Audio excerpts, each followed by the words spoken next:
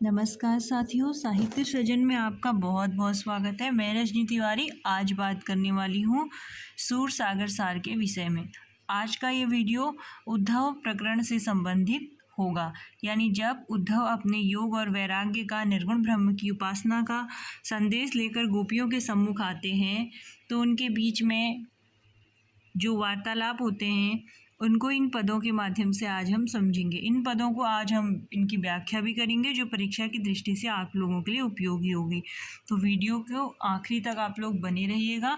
Channel पर नए हैं तो प्लीज़ इसे लाइक कीजिए, शेयर कीजिए और सब्सक्राइब करना ना भूलिएगा। तो आइए चलते हैं आज के वीडियो में। गोपी सुनहु हरि संदेश, कह्यो पूरन ब्रह्म ध्यावहु त्रिगुण मिथ्याभेस। मैं कहो सो सत्य मानहु सगुन डारहु नाखी। पंच त्रैगुण सकल देही जगत ऐसो भासी। ज्ञान बिनु नर मुक्ति नाही यह विषय संसार। रूप रेखन नाम जल थल वरन अबरन सार। मातु पितु को नाहु नारी जगत मिथ्या लाई।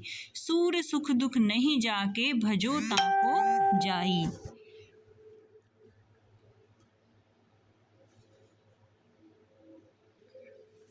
अर्थात गोपी कृष्ण का संदेश सुनो। हे गोपी, कृष्ण का संदेश सुनो।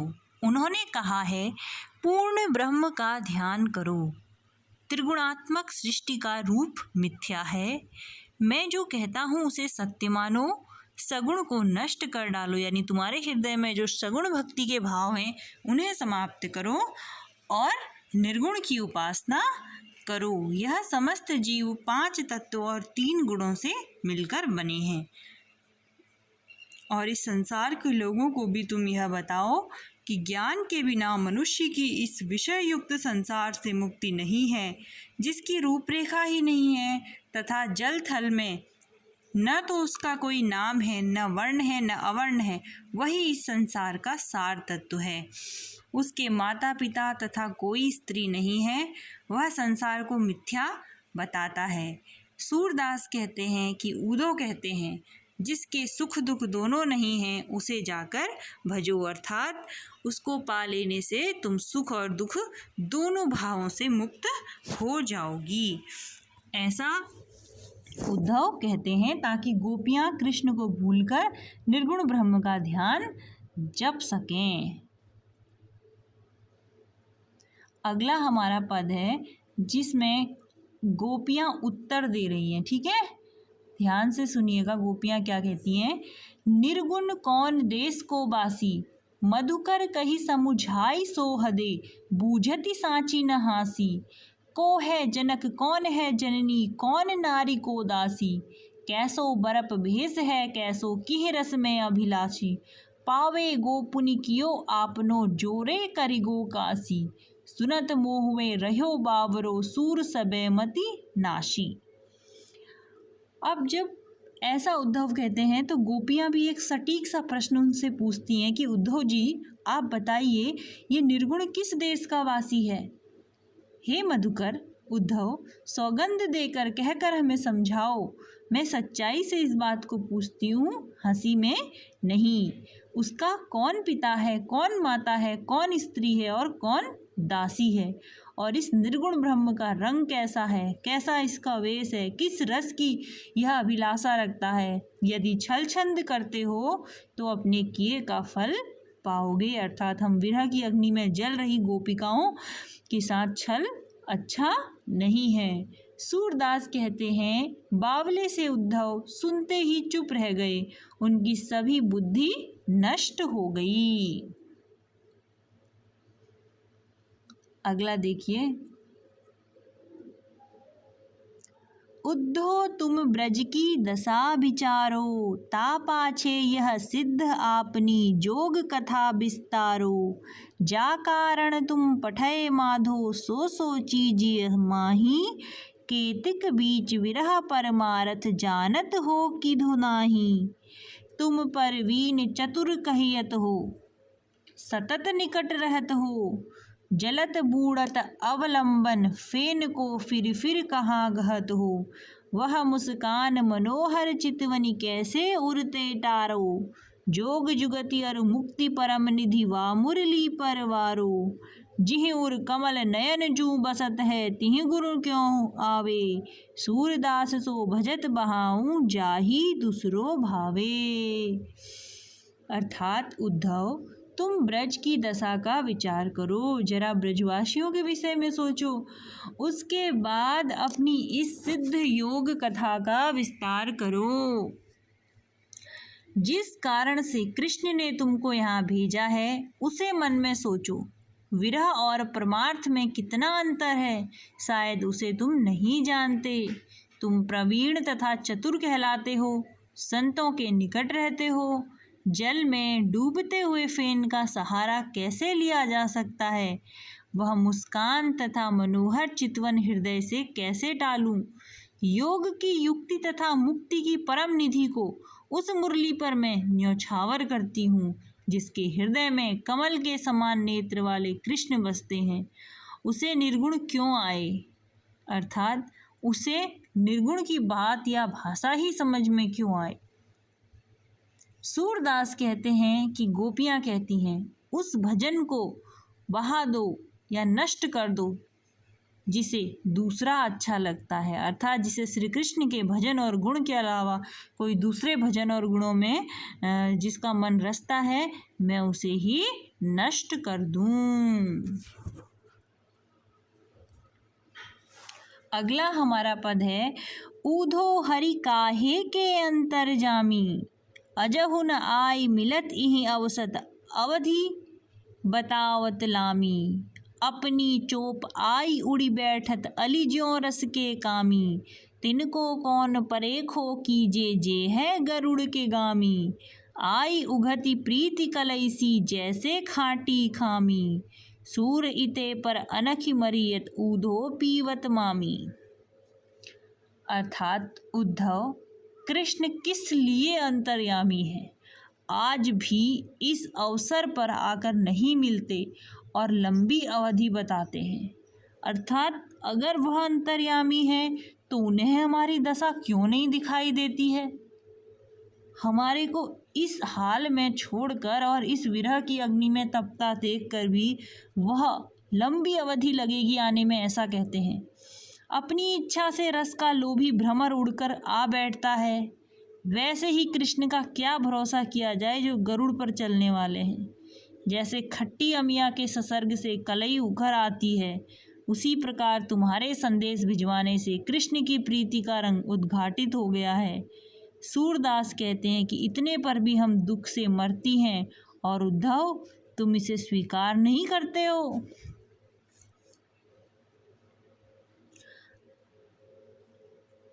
अगला देखते हैं, ठीक है पद। अगला पद है हमारा, घर ही के बाड़े रावरे नाहिन मीत वियोग। बस परे अनब्योगे अली बावरे। वरुमरि जाई वरे नहीं तिनुका सिंह को यह स्वभाव रे। स्तवन सुधा मुरली के पोपे जोग जहर वह ख्वाबरे। ऊधो हम ही सीख कह दे हो हरि बिनु अनतन ठावरे। सूरदास कहाँ ले कीजे था ही नदिया नावरे। गोपिया कहती है कि हे उद्धव, आप घर में ही सेखी मारने वाले हैं, यानी बड़ी बड़ी बातें करने वाले। मित्रता और वियोग के वर्णन में आप कभी वश में कभी आप पड़े ही नहीं हो। अतः मूर्ख उद्धव, अली मतलब भौरा, भौरे को संबोधित करते हुए कहती है कि निश्चित रूप से अभी यह अनुभवहीन है। चाहे मर जाए लेकिन तिनका नहीं चरता। सिंह का यही स्वभाव है।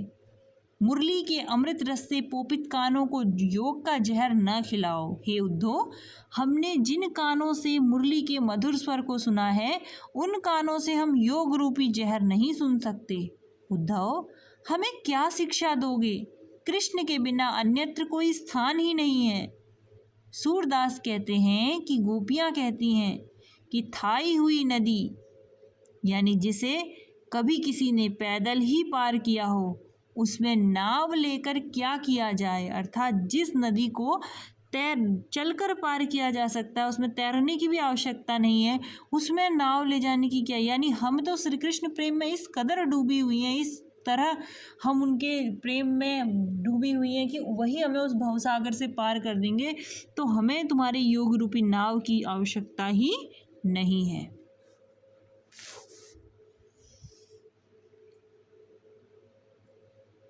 हमरे गतपति कमल नयन की जोग सिखे दे राडे, कहीं मधुप कैसे समाहिगे एक म्यान दो खाड़े, कहूँ पटपद कैसे खेयतु हे हथनी के संग गाड़े, काकी भूख गई बयारी भसी बिना दूध घृत माड़े, काहे को झाला ले मिलवत कौन चोर तुम डाड़े, सूरदास तीनों नहीं उपजत धनिया धान कुम्हाड़े।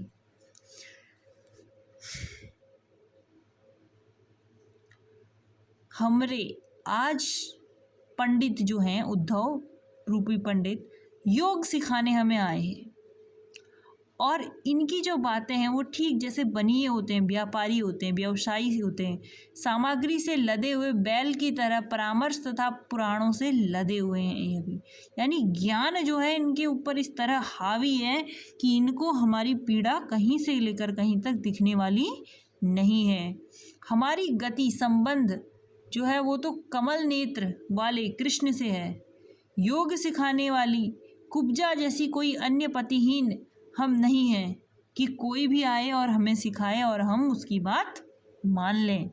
मधुप अर्थात भौरे, कहो एक म्यान में दो तलवार कैसे समा सकती हैं? हे भ्रमर बताओ, हाथियों के साथ ईख के टुकड़े कैसे खाए जा सकते हैं? क्योंकि ईख यानी गन्ना जो है वो हाथियों का प्रिय है। अगर आप हाथी के सामने जाके गन्ना खाओगे, क्या वो आपको खाने देगा? दूध घृत और मीठी रोटी के बिना किसकी भूख हवा खाकर पूरी हुई? क्यों अनर्गल बकवास करते हो? तुम कौन ऐसे चोर हो जिसे झूठ बोलने के कारण दंडित किया जाएगा?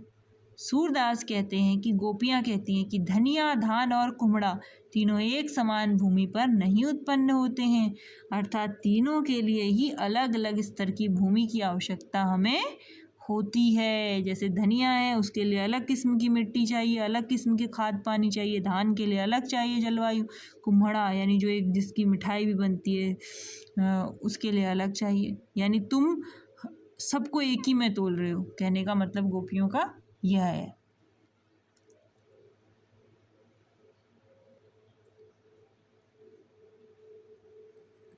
अगला पद देखते हैं। उद्धो अखियां अति अनुरागी, इकटक मग जोवती अरुरोवती, फूलेहु पलक न लागी, बिनु पावस पावस करी राखी, देखत हो विद्यमान, अवधो कहा कियो चाहत हो, छाड़ो निर्गुण ज्ञान, तुम हो सखा श्याम सुंदर के, जानत सकल सुभाई, जैसे मिले सूर के स्वामी, सोई करहु उपाई।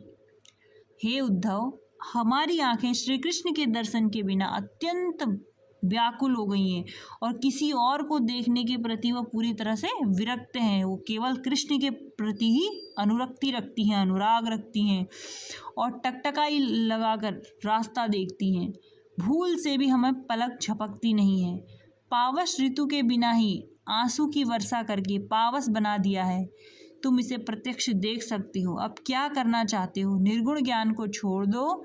तुम श्याम सुंदर के मित्र हो, समस्त स्वभाव को जानते हो। सूरदास कहते हैं कि गोपियाँ कहती हैं कि कृष्ण जैसे भी मिल जाएं वैसा कोई उपाय करो।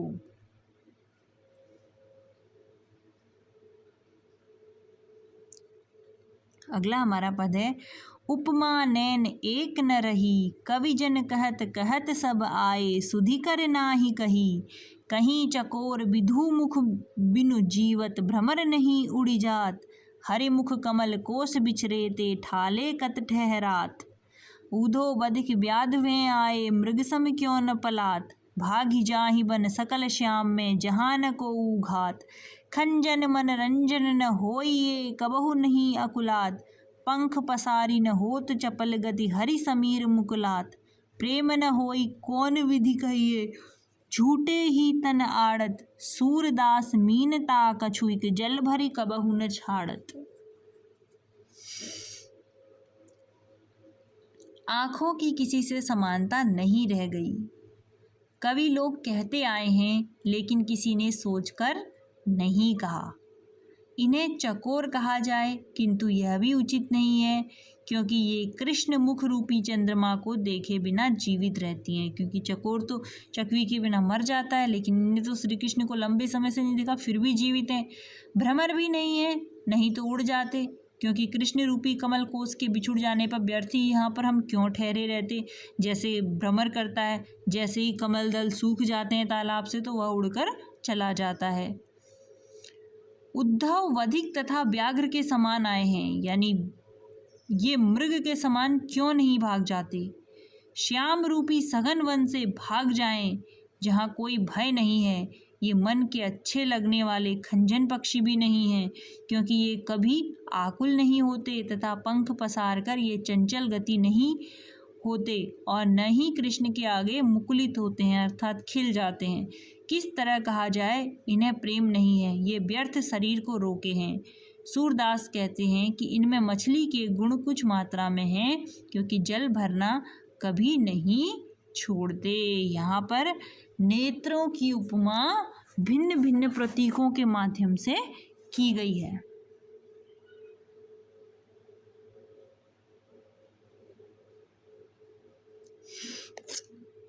जब ते सुंदर बदन निहार्यो, तादिन ते मधुकर मन अटक्यो, बहुत करी निकरेन निकार्यो। मातु पिता पति बंधु सुजन नहीं, तिहु को कहिबे सिर धार्यो। रही न लोक लाज मुख निरखत, दूसरो क्रोध फोको करि डार्यो।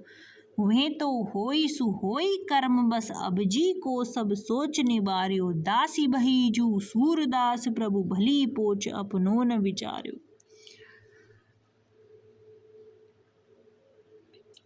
अर्थात जब से सुंदर मुख को निहारा है, श्री कृष्ण के सुंदर मुख को जब से हमने निहारा है, उसी दिन से हे भ्रमर, ये मन जो है मेरा वो पूरी तरह से उलझ गया है। मैंने उनसे अपने इस मन को निकालने का बड़ा प्रयास किया, लेकिन नहीं निकला। माता पिता भाई तथा स्वजनों का भी कहना मैंने स्वीकार नहीं किया। कृष्ण का मुख देखते ही लोक लज्जा नष्ट हो गई, दुसह क्रोध भी फीका हो गया। कर्म के अनुसार जो होना होगा अब वही होगा। अब मन की सभी चिंताएं दूर कर दी हैं, क्योंकि कृष्ण की जो दासी हो गई है, उसने अपना अच्छा बुरा कुछ भी विचार करने की आवश्यकता नहीं है। उसने अपना सब कुछ कृष्ण पर बलिहारी कर दिया है। ये इम्पोर्टेंट है। अखियां हरि दर्शन की प्यासी, देखियो चाहती कमल नैन को, निस्दिन रहती उदासी।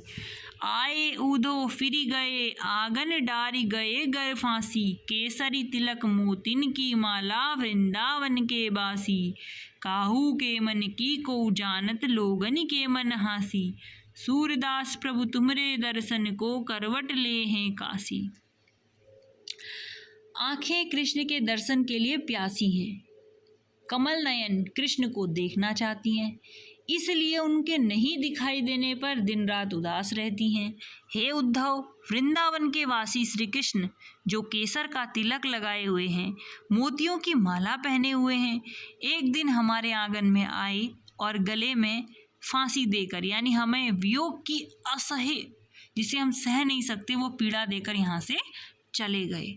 किसी के मन को कोई जानता है, यानी प्रश्न करती है गोपी कि क्या कोई किसी के मन को जानता है, यानी हमारी पीड़ा को क्या कोई समझ सकता है। लोगों के मन में हंसी ही रहती है। सूरदास कहते हैं कि गोपियाँ कहती हैं कि कृष्ण तुम्हारे दर्शन के लिए काशी में करवट व्रत ले लूंगी।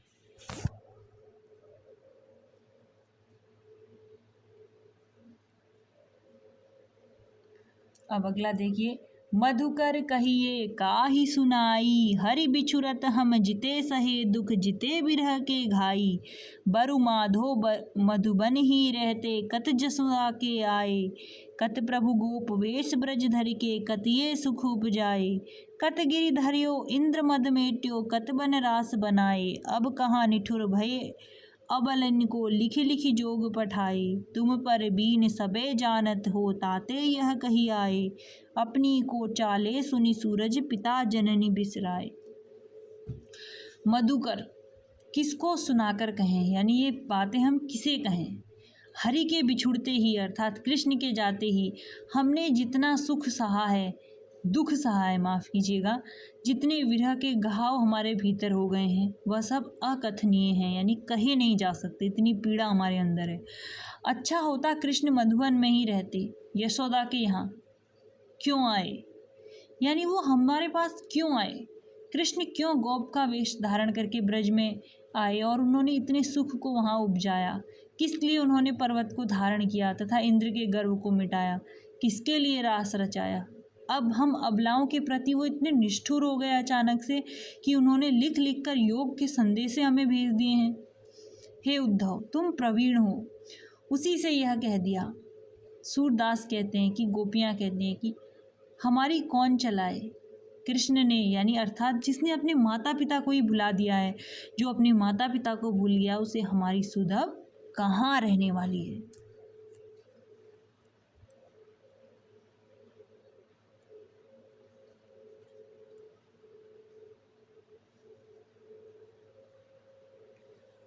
इसमें गोपियाँ कहती हैं कि ऊधो हम आजु बही बड़ भागी, जिन अखियन तुम श्याम बिलो के ते अखियाँ हम लागी। जैसे सुमन बास ले आवत पवन मधुप अनुरागी, अति आनंद होत है तैसे अंग अंग सुख राखी। ज्यों दरपत में दरस देखत दृष्टि प्रम रुचि रागी, तैसे सूर मिले हरि हमको विरह विथा न त्यागी। गोपियाँ उद्धव से कहती हैं कि आज हम बड़ी भाग्यशालिनी हो गई हैं, क्योंकि जिन आँखों से तुमने कृष्ण को देखा था वे आँखें हमारे शरीर को लग गई हैं, यानी उन आँखों ने हमें देख लिया है।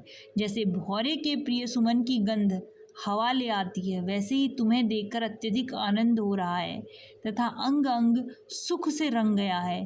जैसे शीशे में दर्शन कर लेने से दृष्टि को परम रुचिकर बढ़िया लगता है अपने शरीर को जब हम आईने में देखते हैं, वैसे ही हमें आज बड़ी खुशी हो रही है। वैसे ही कृष्ण हमको मिले, हमारे शरीर ने विरह की व्यथा को त्याग दिया है।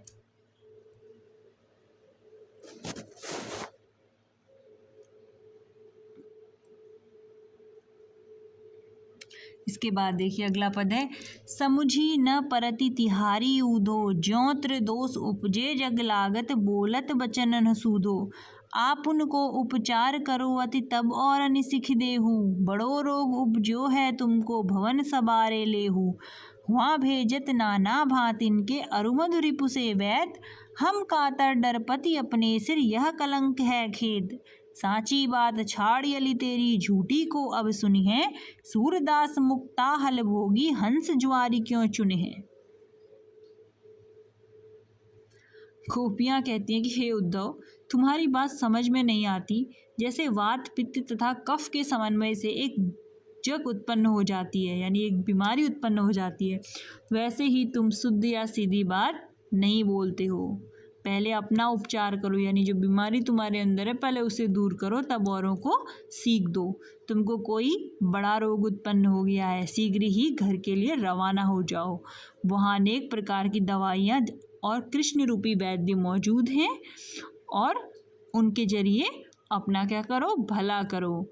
हम कातर होकर डरती हैं कि कहीं अनिष्ट का कलंक हमारे सिर पर न मर जाए, इसका हमें भी खेद है, यानी कि हमारे साथ रह रह के कहीं तुम भी श्री कृष्ण के प्रेम में ना खो जाओ। सच्ची बात को छोड़कर भ्रमर, तुम्हारी बात कौन सुनेगा। सूरदास कहते हैं कि गोपियाँ कहती हैं कि मुक्ता फल का भोगी हंस ज्वार के अन्न को क्यों चुनेगा।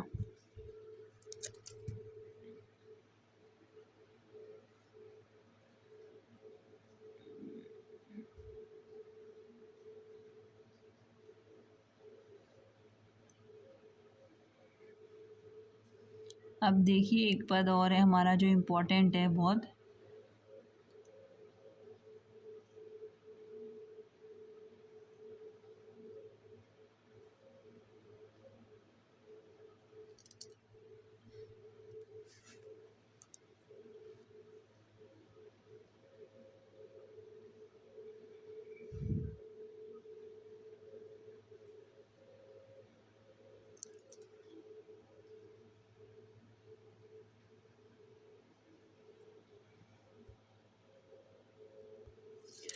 अब वे बातें उलट गई, जिन वातनि लागत सुख आली, तेउ दुसहि भई।